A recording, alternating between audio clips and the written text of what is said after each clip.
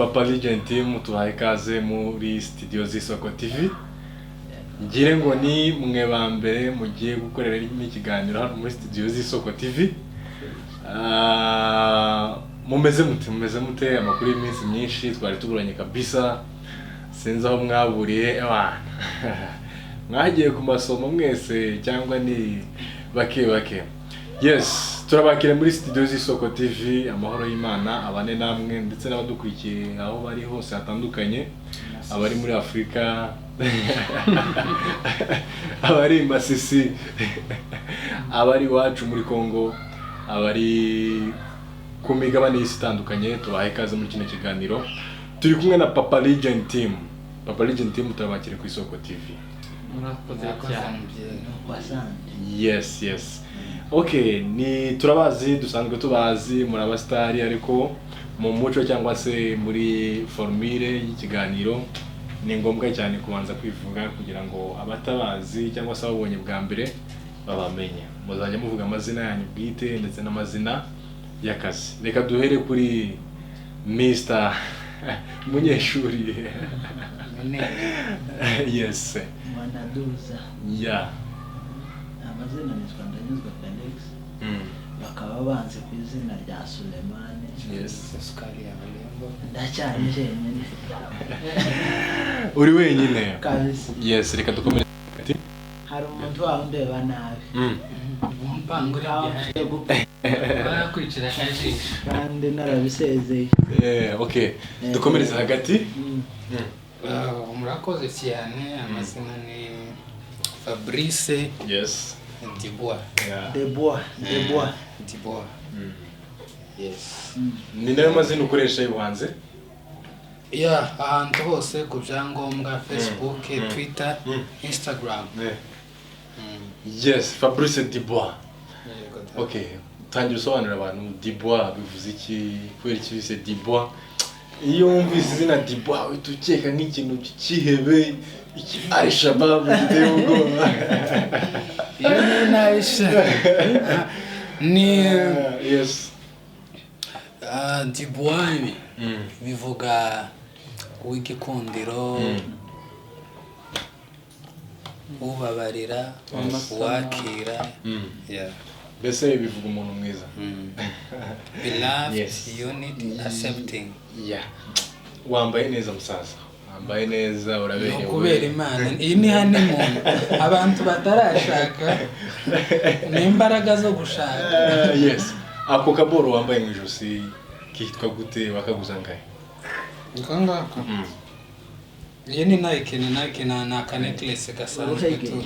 Ni uruhege. Iyi ni 25 bob. Naje guhiga nanone.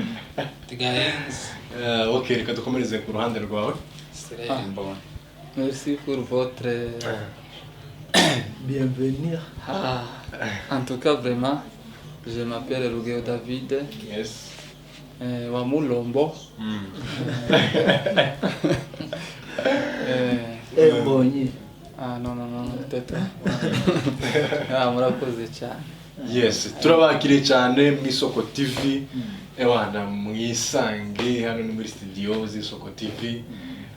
Turabakiriye mugubwe neza mwisanzure ndetse n'abandi bose tuzagenda twakira. Mwumve ko mubaye abambere mugiye gufungura studio za Isooko TV. Murabyumva gute? Nta bandi bastari nahamagaye kubera ko nziranye n'abastari benshi, ariko ni mwebwe nahisemo kugira ngo muba abambere mufungura kino kiganiro. Ni byiza, turi kumwe na Israel Mbonyi. Turi kumwe na Sukari ya Malembo. So twishimye. Yes. Agira igikundiro cyinshi Kumipanga. Ariko ni n'umusore. Reka tujye tuvugisha ukuri. Urabona ninde mukobwa akwiteza ahandi ndanyuzwe. Afite agatuza nk'akintu mitaha kure Ako ndaje konsa se. Tuwabonera mipanga iri hari akonte ya Muri. Bose ni bari kumwe. Ipo nishireho. n'amagara yanyu. Yes. Suleimani angagira igikundiro kubarusha mwese. Imipanga. Kuhayivuga gute? Ndabona bariya. Ya mipanga yose ukunda aho tureba twebwe. Ngo intaza tereta baramutereta. ako kantu bamushizemo siko kabisa. Yes. Reka dukomeze muri kare yanyu mumeze mutubu. Oya yenzura tubwira amakuru ya studio. Babonye ikiwanja cyiza. Harimo amarido mazima. Ayo marido ni sente uko yabona gutyo. Ahagaze sente. Ni fundraising. Fundraising y'amakanisa Kara bafure indigira imitwe. Yes, ni background zitandukanye aho tuzajya dushaka no tuzajya dukorera. Ikizu kinini kabisa twishimye kugera hano hantu. Harimo n'ibyumba. Mutera abantu amatsiko, mutera abantu amatsiko. Harimo ibyumba, harimo icumba, ni kantine, ni hoteli. Ku bantu bakunda amatumbo. Hari icumba cy'amatumbo. Kuri reception hari imipanga, imipanga. Uzi ikintu cyantangaje. Hariho na kiyateka. Uzi ikintu cyantangaje. Siko nakomanze hazi ifoto yanje. Ifoto yawe zamyiza gutya kandi gusikana. None ni byinshi cyane n'ibindi biracyaza kabisa. Ari muri studio z'Isoko TV. Umuyoboro w'ibyiza, itiyogi byiza byose. Ni muri highway pipe. Ni muri pipe. Rero twitega ibintu byinshi kabisa. Ewantu twaje turuje. Abantu benshi banyandikiraga ati bimeze bite. Ntabwo ati abihanganye babyara ibihangange. uvuze neza sima ko kandi abihanganye babyara ibihangange. Twari turi gutegura ibintu nk'ibi ngibi muri kubona. Warasomye wa. Nasoma kabisa. Dukomeze rero nkuko nari mvuze twinjire muri kariya kubera ko ndabizi mufite umwanya muto ya hano. Bitewe na gahunda mufite. Yes, kariya yanyahagaze gute ubu ngubu abantu nanone bakomeje kuvuga ngo Papalegend. Ubu ngubu muhagaze mute? Murakoze cyane. Nka timu duhagaze neza cyane kuko twari tumaze iminsi tuta-uploadinga movie ariyo yose bitewe n'igikorwa twarimo cyo kugaragaza ama interview y'umuyobozi y'umushumba twese dukunda Apotre Gitwaza. Rero nibyo mwagiye mubona kuri Papalegend cyane ariko bidakuyeho gukora movie. Rero biriya nibyo twaza tugerageza kwitaho cyane kugira ngo dutegure ibigiye kuza nyuma ya hariya. Rero kuba turi hano ni ukubamenyesha amakuru ya movie zitandukanye zari ziri muri stock zigiye gukurikira iriya interview cyangwa ari ama interview mwagiye mubona. Rero ni nguko hari ibintu byinshi byiza arizo za filime aba basore mubona hano ndetse n'inkumi zitaraha ngaha zizazikina neza zigafasha imitima y'abanyamurenge n'abaturiye isi. Rero abo bose hari filime barimo muzabona. Iyo filime kabisa muyitege. Nanje narayikinya ariko nyifitiye amatsiko kweli. Ni nguko Mr. Dibois abantu benshi bakunze kwita ngo urukoronge rwanje kabisa. Ese iyo umuntu akubwiye ngo urukoronge rwanje cyangwa se mugahura n'umuntu mu muhanda akakubwira ati dore wa mutipo uvuye ngo urukoronge rwanje usukubagana ubyo Somalia gukubagana. Yes, ubyo mvumere yakuze Somalia kareka gukubagana.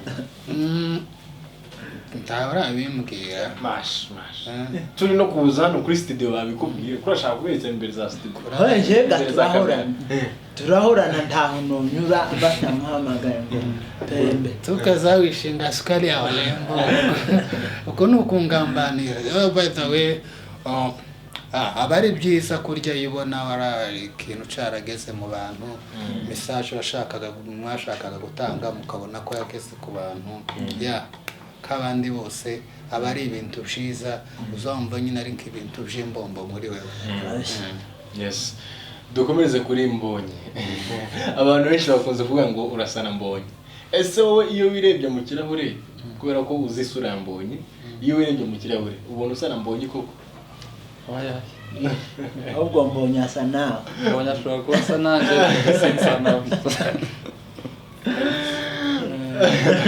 oya ubwo mushatse kumva ibindi bintu none se Mbonyi asa nawe wowe udasa nawe turasa ugiye kwisobanura nka wa mutipe se tipe hano wavuze ngo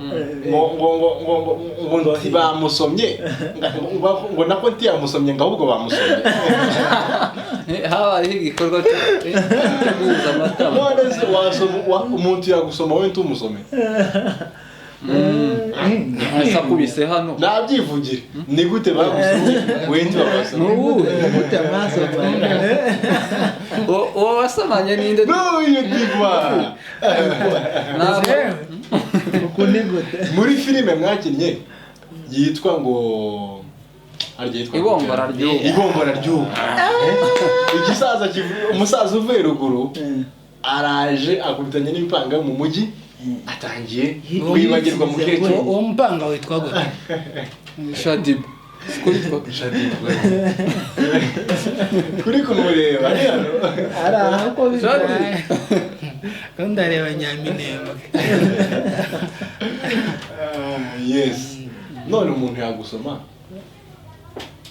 wasomana n'umuntu ngo yagusomye oya iyo topic ariko mwanye mungambarira mu kiganiro mwese iyo topic naje oya asigaye yihiba byo gusomana iyo mico kabisa ngo uri mukubaka umutima wiwe ikawushenjura kweli utanteza sada ahantu uri niwe nzojana highway gusa niko baraduteranya niwe mwita wanje oh yes utanteza sada ndamutse mwitegereje neza ko ndabona wambaye urupeta kandi kuri meme mukuru meme kandi kuri mukuru meme hambarwa abantu basezeranye imbere y'Imana cyangwa se abantu nk'umugabo n'umugore waba warubatse urugo ntitwabimenya narwubaka birakubabaje waye kuri ntibimbabaje ahubwo nakugaye uburyo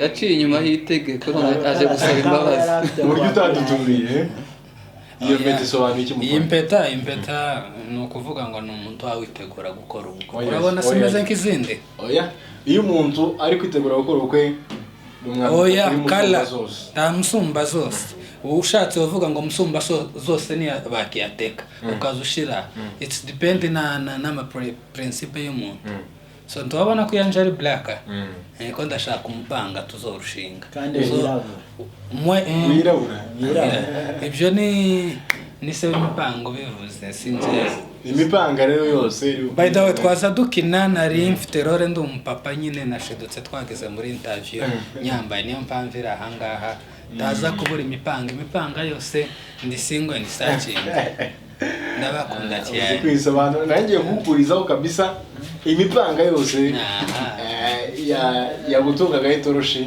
gusa nira mipanga yimbuza ndabizi iyo tugeze ku mipanga amagambo ajya atibuka kabisa deja n'imipanga nimwe iyo terme nimwe mwayizanye niba ntibesha imaze gukwira isi yose kuko umurebye ni Sulemana wayizanye harundi urebye za Australia za Amerika hose ngo ni imipanga sukari ya walembo byavuye ariko umuntu amurebye gutya ni umusore witonze ndetse no mu buzima busanzwe yitonda nk'ifoto utakunda kuvuga pe ngenda muzi Sulemana ndavuga wowe mbere umuhamya n'ukuri ndakuzi ntitubana abakuru baciye umugari ngo byihorere iyo ni matumbo yakuguri cyane ndabizi mwagiye muzana amaterme menshi icyo cyerekana ko hari ibintu muzamukora biza birebwa byerekana ko amafilime mukora comedy mukora zirebwa kandi zikurikirana turi kugana ku musozo wenda kugira ngo tubarekure kubera ko muri kwihuta cyane mugire ijambo rya nyuma mubwire abantu Isoko TV mubwire studio mubatamike Isoko TV turayibatamika naho reka dore kuri Israel mbo murakoze cyane mbere na mbere timuhaye mureba hano inyuma ko murabona aya marido yavuye mu Butaliyani aya ngaya ahagaze inka zitandatu iyi ntebe ntabwo yakorewe Kayole iyi ngiyi yavuye Dubai ihagaze inka zine yateze indege timuhaye mureba iyi mikrofone nuko mutaye muyirangiza ihagaze inka 8 ibi byose ni ibikorwa by'Isoko TV kandi barafotora bakora mamishawa baby shower harya ni mamisha se ni gute harya bazayita baby shower band shower se yindi bazayita bride shower bazafotora bisanzwe jari kaza gufotora ufite amabinga kama ayirengagiza yose mbese sinzi ukuntu bayimvuko aza gufotora akama kore mabundi busha icyari mwisho kubaza bumva icyongereza za gufotora amabingashyo ikava mabingashyo ya mugari Isoko TV uzukata hano hirya gutya manyanja roundabout ukamanuka ugatambika ukama winjira gasube yes murakoze cyane twishimiye kino cyicaro cyiza cy'Isoko TV ndakeka yuko nayo igiye mu mubare w'amateleviziyo afatika afite icyicaro kabisa afite aho basanga rero murumva ni intambwe nziza cyane bateye ikigira kabiri tunashimira n'abandi banyamakuru batandukanye nabo nibagire iyindi ntambwe batera barebeye ku Isoko TV kuko birafasha cyane kugira icyicaro nibyo bintu bya mbere mwabonye inzu tuba mwitengera tugira icyicaro natwe tugira icyicaro kabisa hariya niho tuba udukeneye ngo kwamutubona mu materials rero n'Isoko TV barahangaha mu rwego rwo kugira ngo basakaza ibikorwa byabo ababagana babone aho babasanga kugira ngo isi nyamurenge cyangwa abanyamurenge muri rusange baturiye isi babone ibyiza by'abanyamurenge dufite abasore b'abahanga nk'uyu CEO w'Isoko hari ukuntu azakora ifoto mu giti ikaza ari wewe yavuye mu giti akayisheburura neza ikaza kabisa ari ifoto irifatika bure mugani wa rero ubundi ya foto yakayongwa agahindura amabudedo ndiwumva nyange si ni nk'uko bababa kandi tunashima ku ntambwe nziza kabisa n'abanyamakuru bandi barebereho dukeneye amateleviziyo nyine agenda atera intambwe yes nk'uko ni mugubwe neza urakoze cyane over data na santi mbere na mbere turi proud kandi twishimiye kuba ahantu Isoko ni family look photography cyangwa se jalik so mu by'ukuri guys bafite studio nziza ijanye n'igihe ijanye n'amajyambere bakora amakwe ama wedding ama anniversaire ukeneye amafoto asanzwe wenda nuko mutari hano ngo murebe hari amafoto meza cyane ama affiche nibo bayakora affiche zose z'indiaspora muri Afrika no muri Asia muzorebe ziba zanditseho Isoko edit ni Trésor Rabani n'amafoto meza umufotozi wa mbere muri Kenya Jolik so ukeneye izo service zose nahangaha adresse wenda za kwipininga munsi muraza kuyibona so turishimye kugera ahangaha ni by'agaciro kandi nguko Suleiman yabivuze ni by'agaciro kandi ni iterambere twifuriza n'abandi bose kugira studio nziza n'ibikorwa kurya iyo abantu please bagenda batera imbere na showbiz itera imbere n'ibikorwa muri rusange kubera ko abantu bagenda bamutivana so tugana ku musozo Suleiman yabivuze hano bagenzi banje abantu batwishuzaga so twagarutse this week hari ama interview ariko filime zigiye kuza muri iki cyumweru harimo imipanga abantu bitega imipanga hanyuma dusoza utarareba izari ziriho n'ibindi hariho ama interview ya Apotre Gitwaza mu bice bimugende murebe harimo za message nzima hanyuma dusoza utarakora subscribe ku Isoko ukore subscribe no kuri Papalegend. Ikindi turaramutsa abantu, reka turamutsa abantu Kongs kuri Ange Fashion iyo yasohoye save mama yadutamitse udutamitse ikirori kabisa. Congratulations kuri wowe undi muntu dusuza ese turamutse n'abafana wa katwaramutse turamukije Sabine Gidurai 45 turamukije nyina wa Jaden turamukije undi mupanga Nyamirimbo.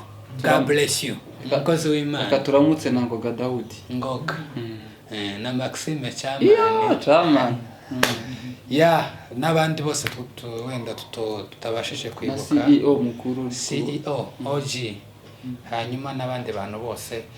God bless you, turabakunda cyane cyane.